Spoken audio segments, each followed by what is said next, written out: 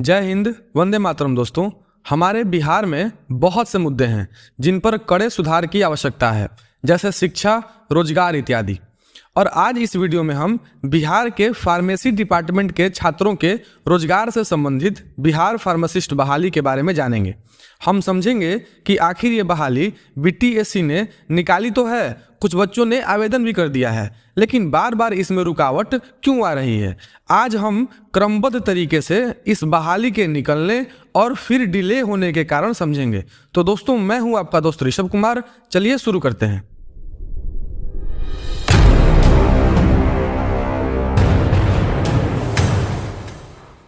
दोस्तों, बिहार फार्मासिस्ट के कुल 1539 पदों के लिए बीटीएससी ने 10 जनवरी 2023 को नोटिफिकेशन निकाला कि 12 जनवरी से लेकर 11 फरवरी तक छात्र इस बहाली के लिए आवेदन कर सकते हैं। लेकिन 12 जनवरी को बीटीएससी ने एक नोटिफिकेशन और जारी किया कि आवेदन की प्रक्रिया को कुछ दिनों तक टाला जा रहा है, फिर कुछ दिन बाद आवेदन की प्रक्रिया शुरू हो जाएगी। ठीक है ना।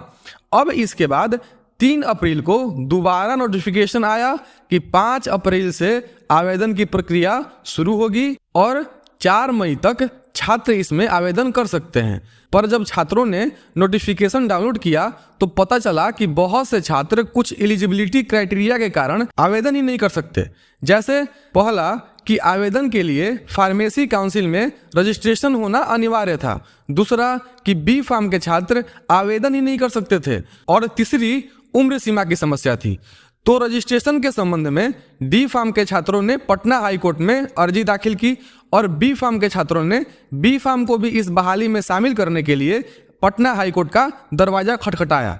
रजिस्ट्रेशन के संबंध में हाई कोर्ट ने बिहार फार्मेसी काउंसिल को कहा कि आपके वजह से छात्रों का रजिस्ट्रेशन नहीं हुआ है, तो आप सारे एलिजिबल छात्रों का 2 हफ्तों के भीतर रजिस्ट्रेशन करिए। और हाई कोर्ट ने बीटीएससी को भी निर्देश दिया कि अगर किसी छात्र का रजिस्ट्रेशन नहीं हो पाया इन 2 हफ्तों में, तो आपको उनका आवेदन भी स्वीकार करना पड़ेगा।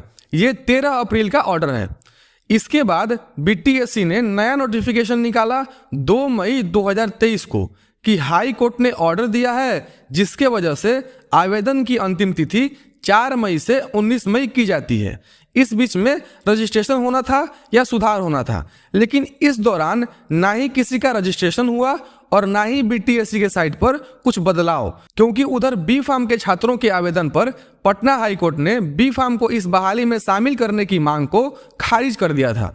लेकिन जब बी फार्म के छात्रों ने ऑनरेबल सुप्रीम कोर्ट में अपील किया, तब जाकर 17 मई 2023 को सुप्रीम कोर्ट के आदेश पर पटना हाई कोर्ट ने नया ऑर्डर जारी किया, जिसमें पटना हाई कोर्ट ने कहा कि सुप्रीम कोर्ट के डायरेक्शन के आधार पर इस बहाली में आवेदन की प्रक्रिया को 1 जून 2023 तक बढ़ा दिया जाए, और सबसे महत्वपूर्ण कि बी फार्म को भी इस बहाली में शामिल किया जाए। ये पटना हाई कोर्ट ने 17 मई को ऑर्डर दिया था।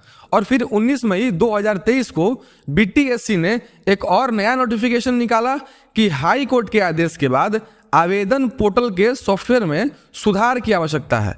तो सॉफ्टवेयर में सुधार के बाद फिर से 15 दिन के लिए पोर्टल को खोला जाएगा और आवेदन करने की तिथि बताई जाएगी।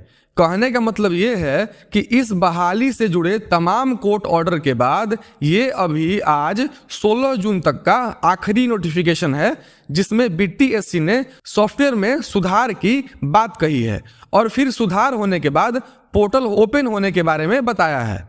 लेकिन अभी एक मुद्दा और है उम्र का, कि 1 अगस्त 2019 को आपकी न्यूनतम उम्र अगर 21 वर्ष होगी तभी आप आवेदन कर सकते हैं। तो मेरे जानकारी के हिसाब से इस विषय पर भी कुछ बच्चों ने पटना हाई कोर्ट में आवेदन किया है। देखिए क्या नोटिस आता है और कब तक ये बहाली शुरू होती है। मुझे लगता है कि अभी इसमें बहुत डिले है ना। आप भी मेरी बात से सहमत होंगे।